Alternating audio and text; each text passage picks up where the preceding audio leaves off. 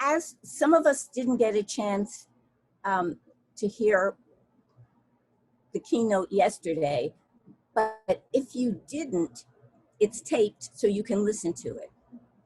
One of the things that he said that I found useful was the sense, and in fact, it's been touched on this morning, the sense of evolutionary change. But I'd like to kind of jazz that a little, because I think we're in almost revolutionary change. I think three things have made it critically different this year from 2018, 208 to 1938. One of those is the technological changes that are that have become available for regular people. When I was growing up, to have a camera and take pictures of your kid was a big deal. It was expensive to go and get the pictures printed, and it was a big deal. That's no longer how it is. Many, a hugely larger percentage of the world and the US have access to being able to record things at the whiff of a moment's possibility. The other thing that has significantly changed is our ability to receive other people's information. So that when I record something that seems memorable to me, getting it out on social media is certainly easier than it was 5 years ago or 10 years ago. And so that's one thing, tech change. Next slide, please. And that is that when we have an awareness of something, to share that awareness is completely different than what it took 5 years ago or 10 years ago. So many more people in the time of COVID, point two, many of us, not all of us, but many of us not in the health industry, have more time than we've ever had before.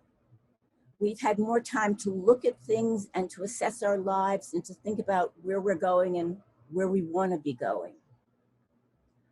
And some of the ways that as a society, every culture has ways that it treats some of the members of its culture as less than fully human.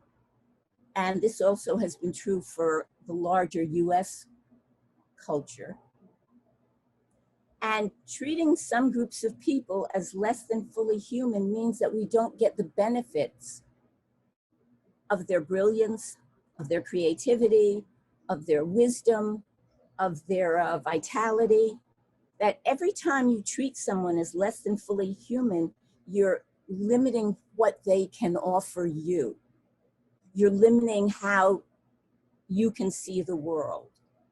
If we only hang out with, only stay with, only go to school with, only live with, only go to religious things, if we only do it with people who are like us, the place that our culture is a little challenged, they don't get highlighted. So we frequently don't even know where we're not seeing all of what we could be seeing. Next slide. So the relevance of culture is that how your culture is creates how you drink the cup of life. Looking at creating allyship across forbidden lines, enjoying the benefits while challenging the oppression. Given the amazing things that have been happening, many of them not good, a possible silver lining is how we can create allyship across a line that we might not have been crossing before. Next slide, please. And looking at the differences between friendship, allyship, and mentoring perhaps gives us a place to stand to decide how much we want to do for the world and where we can give our gifts the best. I'm going to define for this chat, I'm going to define friendship as loosely time bound. Some friends we see at least on a text every day. Some friends once a week, some friends only on their birthdays. It's a very loose connection. It can be a very loose connection, and it can be an incredibly supportive, tight connection. And basically, it tends to happen where we and the other person are both comfortable, that we get to be vulnerable with safety, that we have overlapping interests. For this chat, I would like to define allyship as more specific and intentional. Frequently, when one decides to be an ally with someone, you have similar paths that you're looking at trotting in the world. You have similar objectives, ways you'd like to see the world shift, ways you'd like to take intentional action. I'm also going to throw in mentoring here because it's so valuable. So I'm going to make another distinction between allyship and mentoring. Frequently with allyship, there's a specific objective. I'm going to teach somebody another language. I'm going to go with somebody to their children's school and be part of the PTA help. I'm going to, there's specific actions. And you work with someone on what they're interested in at this particular time. Mentoring, the way I mean it, you actually are looking at the human being that you're mentoring from the vantage point of what in fact are their gifts that they can't yet see. Where are the places that you know they could shine if they had the support, the resources, the possibilities? Where can you make a difference in how many lives their lives touch? So that's kind of a distinction for me between friendship, allyship, and mentoring. I think they're all extremely relevant.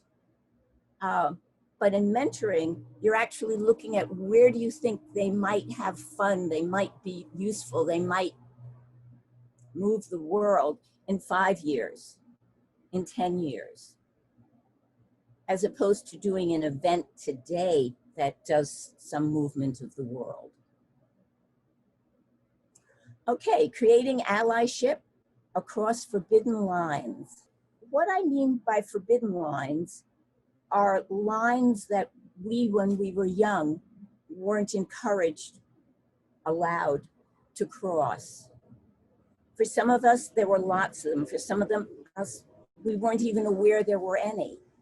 And in terms of types of lines, I'm looking at some lines where most people in your culture are at one end or the other. You've either never married or you're widowed. There isn't a lot of middle ground there. Some things you're born into, some things you choose. Those are different types of lines, if you will. The content of the lines, whether it's about, as apolitically as I can manage this, whether it's about race or religion or economic well-being or national origin, those are lines where we sometimes treat other people who are different from us as less than fully human, fully intelligent, fully thoughtful, fully caring, fully nurturing, fully vibrant, fully exciting, fully worth our time, in fact. So the lines that you grew up with and the lines that you became aware of when you became a teenager, a young adult, that's what I would like to get at with the forbidden lines. And the benefits to crossing a forbidden line is that you get a fuller picture of reality. You get a fuller picture of what human beings can be like. You get a fuller picture of like the goody, yippee, hot diggity dog glee of being alive in ways that you might not have in the home or institution or wherever you in fact had your original nurturing and were raised. So this is the yes, no, maybe skill. Notice in the corner of the screen, it's been saying allyship. This is the why of allyship. Yes, no, maybe, skill. If you're going to be somebody's ally, at some point you're going to have to take some action. You're going to actually have to make a proposal, do something, and in making a proposal, you're likely to get proposals. And part of being a good ally is saying no when you mean no. And of course, yes when you mean yes. And when you say yes, to mean it. So what I have found works well is that when someone asks me a question, asks me to do something, asks me to take an action, I ask them about the conditions of that action. And they tell me, and I either say yes, no, or maybe. If I say yes, I also say, these are the conditions that have to stay the same for me to continue being a yes. So I can create a win-win with the person having no doubt about what needs to happen so that we'll complete in a useful way.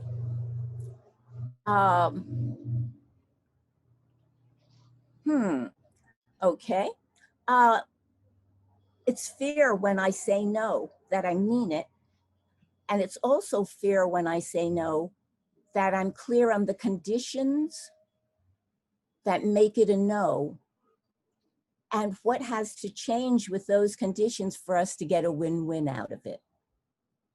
Did you ask me to go one night a week for 7 months? 10 to 1, that's going to be a no. But if you can change it to one night a week for a month with another 6 as a possibility, you might get me to be a win-win. So if I need to say no, it's very, very useful for the other person if I say what needs to change. And if you make a request of somebody else, it's, again, very, very useful to say what changes will make, to ask what changes would make a difference in the answer you get. And again, with maybe, change this, change that, and we get a yes. I have a technical issue. I can't see me. I had no idea how much I like to. I have a Heal Health Men Change the World virtual meeting Zoom. Okay, now it's bigger. But I really need to see me. I need to see somebody. And it's, thank you. Okay, hot diggity dog. Who knew I got such a kick out of seeing myself? It's not always the case, but there we are. The other thing about SMART goals along, next slide, please. The other thing about SMART goals along your path is that, which is the S of ship and allyship. And most of you know what SMART goals are, but I just kind of want to make sure that when you're thinking in terms of forming allyship, of being an ally to someone, that you think SMART, that you really look at how much benefit you can derive from it, because it's not going to work well for long if you're not getting benefit from it. And the ones that you already know, I've just changed a few. So S is a specific, viable, narrow step along your current path, as specific as you can make it, so that you can easily see, and the other person can easily see, yes, this has been met, no, this hasn't been met. Yes, we did it, no, we didn't do it. So it's not like mushy, technical term. M is for measurable. And again, that has to do with the specificity of the progress indicators. I'm now 50% of this goal done. I am now 75%, and for the next 25, I need this to occur. I no longer have the resources to be able to do it. A, it has to be attainable with your current level of skills. Who you bring to the table, who you are, what you can do, what you choose to do, has something to do with the skill base that you've got. And if you try to do something bigger than the skill set you have, you may be setting yourself and the ally up for less than good success. They have to be attainable with your current skills. It's good if they're also relevant and realistic, and that they move towards your ultimate goal, again, with the current values and resources you have. And it's got to be time bounded. It's got to be realistic and ambitious and have an end date. So the assumption here is that your future is where your power is, and that your present is where you plan for your future. And if your goal is to be well connected, deeply connected, usefully connected to someone who isn't a friend, to someone you might not have gone after, you want to keep thinking about what's going to allow it to happen well. And one of the things that's crucial, is that you have to be in good shape. Next slide, please. So your health is the H in allyship. Letting your inner elder shine, which was actually the overall title of this conference. And the only way I think you can really let your inner elder shine is if you are in health. And I have 9 categories of health here. Physical health, intellectual, emotional, spiritual.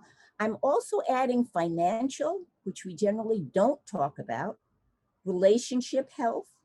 Who supports you? Where do you get your support from? The health of your household, of your community, and of our planet. So the graph here is what's your 100%? Where are you at currently? And what is the next step or two that you could take in the next 24 or 36 hours or the next week that would move you along the path? So clearly this is way more than we can possibly do in 45 minutes. So when we go to breakouts, I'm going to invite you all to choose one area and work on it in your 1.5-minute luxury time. But at least to get started with the attention of other human beings. So I'm going to give you an example. Physical, for me, my 100% is I don't take medication for any chronic injuries or illness or condition. I'm happy with my weight. I get enough sleep. I'm very good about making sure I have enough sleep. Physical. I no longer I take only 2 vitamins. And I get up and dance every time I have a chance, and sometimes when I don't. Again, it's that if I can't dance, it is not my revolution. Okay, I'm about the revolution where I look inside and I see what gifts I have and I bring them out. I'm not the revolution where I look at where other people are wrong and tell them to stop it. That's not mine. So currently the only, and I eat only organic food. Oh, that's a change in the past 2 years. Maybe just the past year. So currently the only place that I am not comfy is with this amount of that. You all know what I'm talking about. And currently, that's what I'm not happy about. And my next steps in the next week are to get my body into 2 hot inferno Pilates classes, and 2 hot Bikram yoga classes in the next 2 weeks, okay?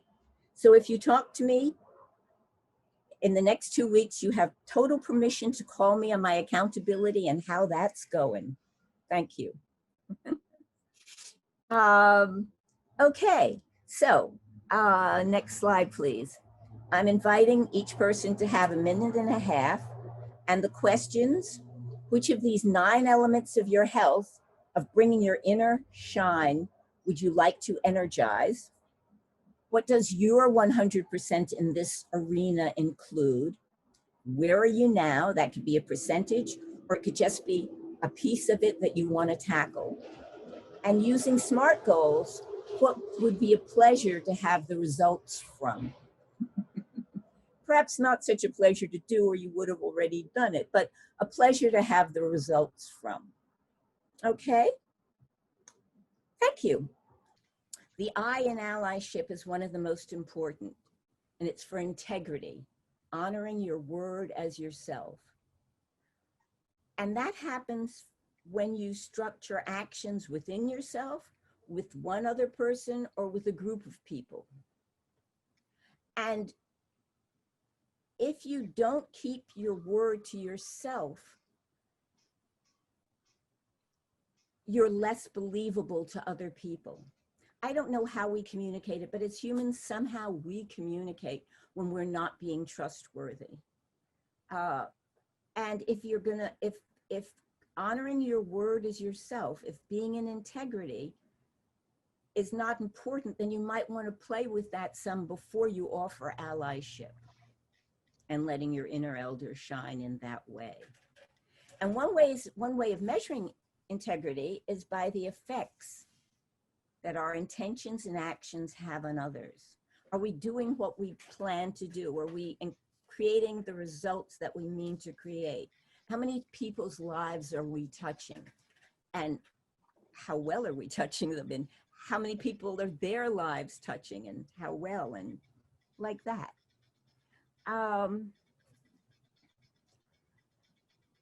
Next slide, please.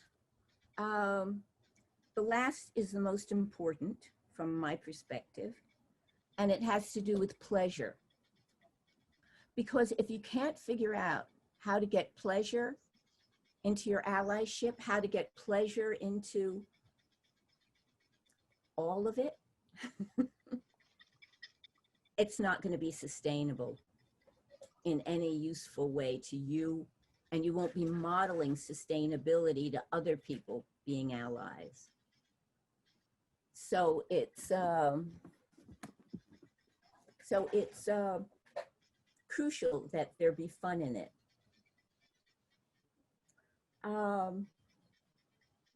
So we've looked at creating allyship and how allyship and mentoring are different in friendship. We've looked at forbidden lines, places where it may be more challenging to create connections, places where you get a broader vision of the human situation because their way of thinking about humanity is a little bit or a lot different from your way. And that's the benefit of creating it across lines. And challenging the oppression happens innately as soon as you make friendships with people who are richer than you, poorer than you, with people who were born in the same country as you, a different country than you, people who are a racial heritage that's familiar in your family, that's completely unfamiliar in your family, with people who are male, if you were raised that women can only make friends with women, really, and people who are your gender, who are not your gender, people who are a completely different gender from the two that we tend to start. That she's over time and needs to wrap up. Keep the fun in your fundamentals. Keep the fun and the pleasure in your creating allyship. Thank you. Bye.